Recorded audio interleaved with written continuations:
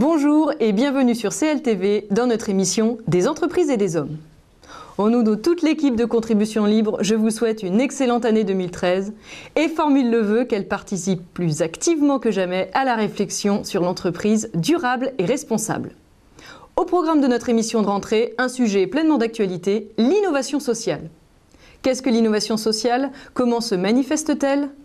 En quoi est-elle pleinement d'actualité et peut-être la promesse sociale de nos sociétés chahutées, en manque de confiance et en perte de sens?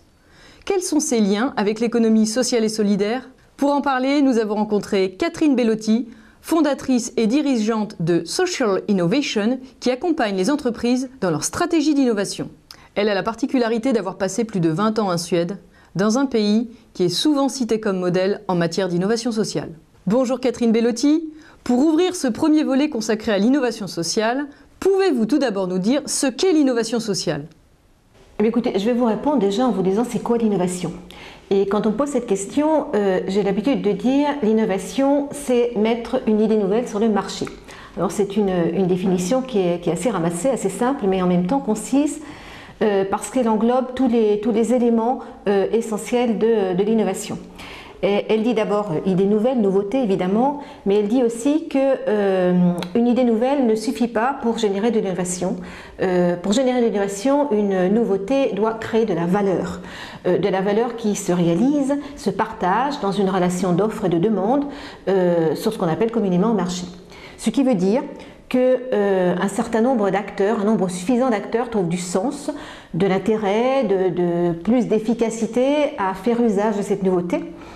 Et aussi que des acteurs mettent en œuvre des process pour permettre cet usage, pour l'organiser et pour le pérenniser. Donc l'innovation, c'est aussi et avant tout un processus d'appropriation de nouvelles façons de faire par des usagers, par des consommateurs, par des clients, mais aussi par des producteurs et par des distributeurs. Idée nouvelle, création de valeur, appropriation. Ça, ce sont les trois éléments principaux de l'innovation qu'on va retrouver dans toutes les définitions de l'innovation et qu'on retrouve aussi dans la définition de l'innovation sociale, qui en fait ne se distingue que par la nature des besoins auxquels elle prétend répondre et aussi par le type de valeur qu'elle crée et au bénéfice de qui, c'est-à-dire comment cette valeur se partage. Alors, sur la question des besoins sociaux, je pense qu'on est tous d'accord sur quels sont les objectifs auxquels on donne de la valeur dans le domaine social. C'est la santé, c'est l'éducation, c'est l'emploi, c'est le logement, la mobilité, la prise en charge des vieillards, des enfants, des personnes vulnérables et plus généralement la justice, l'équité, l'inclusion. Et en répondant à ce type de besoin, un processus d'innovation crée de la valeur sociale qui se différencie de la valeur économique et financière que peuvent se partager sur un marché des financiers et des investisseurs. Il y a un rapport qui est sorti en 2010 de la Commission européenne qui précise très bien ce qu'est la valeur sociale. Ce rapport dit c'est une valeur qui a moins à faire avec le profit et qui a plus à faire avec des problématiques relatives à la qualité de vie, à la solidarité et au bien-être. Donc ça dit clairement ce que c'est. Et quel lien faites-vous entre innovation sociale et innovation technologique ? On pourrait dire que finalement, beaucoup de processus d'innovation, y compris justement des processus d'innovation technologique, créent indirectement de la valeur sociale. Ne serait-ce qu'en induisant de l'emploi, par exemple, et puis ne serait-ce qu'en pensant aux nouvelles technologies de l'information et de la communication, qui ont permis beaucoup d'innovations dans le domaine de l'éducation, dans le domaine de la santé, etc. etc. Donc il faut préciser. Alors oui, ça veut dire effectivement que l'innovation sociale est toujours liée à l'innovation technologique. Mais il faut préciser qu'un processus d'innovation sociale, parce qu'il est généré pour répondre d'abord à un besoin social, il va créer principalement de la valeur sociale et principalement, si ce n'est exclusivement, au bénéfice des collectifs qui expriment ce besoin. Pensez-vous qu'il soit totalement juste, comme on peut souvent l'entendre dire, d'associer la notion d'implication des usagers au processus d'innovation sociale? un certain nombre d'experts incluent dans la définition de l'innovation sociale la participation et l'implication des usagers et des bénéficiaires du processus, voire même quelquefois parlent d'empowerment.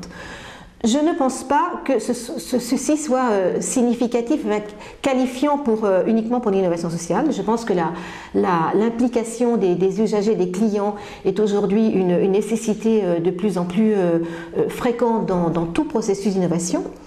Par contre, ce que l'on peut dire, c'est qu'un enjeu principal dans le pilotage, fondamental dans le pilotage d'un processus d'innovation sociale, c'est justement de veiller à ce que son issue soit bien au bénéfice principal, sinon exclusif, du collectif qui a posé la demande. Et dans cette perspective-là, alors oui, c'est une base de travail fondamentale que d'impliquer les usagers finaux dans le processus dès sa genèse et tout au long du processus.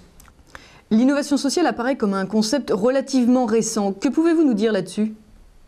Alors, l'innovation sociale, elle a toujours eu lieu, mais c'est vrai que c'est un concept qui finalement est relativement nouveau en termes de concept défini et travaillé, notamment par le milieu de la recherche. On a un corpus énorme sur l'innovation technologique, bien évidemment, mais sur l'innovation sociale, on peut dire que les premières définitions, en fait, ont émergé à la fin du siècle dernier. Je pense que les deux premières définitions de chercheurs, elles sont apparues en 1999. D'une part au sein d'un réseau de chercheurs québécois qui s'appelle d'ailleurs le réseau de recherche sur l'innovation sociale québécois, et d'autre part à Stanford, au centre d'innovation sociale de Stanford, qui a sorti une définition de l'innovation sociale en 1999 dans la première publication de sa revue. Et c'est vrai qu'il y a eu bien évidemment des travaux sur des processus d'innovation sociale. Les Québécois disent que finalement c'est un certain Taylor qui en 1970, en décrivant de nouvelles pratiques dans le domaine de la prise en charge de personnes ayant du handicap psychique, qui a la première fois parlé, conceptualisé tout un processus, tout le processus et parlé de ces nouvelles façons de faire qui trouvent preneur et qui fonctionnent dans un collectif. Mais c'est vrai que c'est un concept relativement nouveau. Quels sont d'après vous les contextes favorables à l'innovation sociale ? Écoutez, il y a deux contextes qui sont des contextes qui qualifient notre situation aujourd'hui. Il y a un contexte d'innovation technologique intensive, de rupture technologique, comme la rupture qu'a apporté Internet aujourd'hui, les nouvelles technologies de la communication, qui à la fois pose de nouveaux problèmes au niveau social et ouvre des possibilités, des opportunités, des nouveaux domaines d'innovation dans le domaine social. Et puis il y a bien sûr le contexte de la crise systémique, multi-facettes, économique, environnementale, financière, sociale, où on doit apprendre à faire les choses avec moins de ressources ou en pensant à épargner des ressources dont on a pris conscience qu'elles étaient finies, et puis pour répondre à tous les problèmes sociaux que nos sociétés aujourd'hui ne sont plus à même de satisfaire pour une frange de la société et des sociétés qui est de plus en plus importante. Diriez-vous qu'il y a une prise de conscience réelle aujourd'hui de l'importance de ce sujet dans la société ? Mais écoutez, oui, bien sûr, puisque l'ensemble des secteurs, je parle du secteur public, du secteur privé, du secteur privé de l'économie sociale et solidaire, comme on appelle ce secteur en France, chacun est fortement impliqué dans des processus d'innovation sociale, chacun avec ses discours et avec ses pratiques. Et c'est en ce sens peut-être que l'innovation sociale n'est pas suffisamment bien adressée aujourd'hui, au sens où les problèmes complexes auxquels nous sommes confrontés aujourd'hui exigent que chacun sorte de son précaré et mette ses efforts en commun avec les autres. Jean-Marc Borello disait récemment lors d'une conférence, l'innovation sociale, c'est faire ensemble aujourd'hui ce que nous n'avons pas pu faire jusque-là, chacun de notre côté. Et il parlait des trois secteurs que j'ai nommés à l'instant. Merci Catherine Bedotti de cette présentation détaillée de l'innovation sociale. Je vous propose que nous nous retrouvions dans un second volet avec un focus plus spécifique sur les pratiques et les acteurs de l'innovation sociale.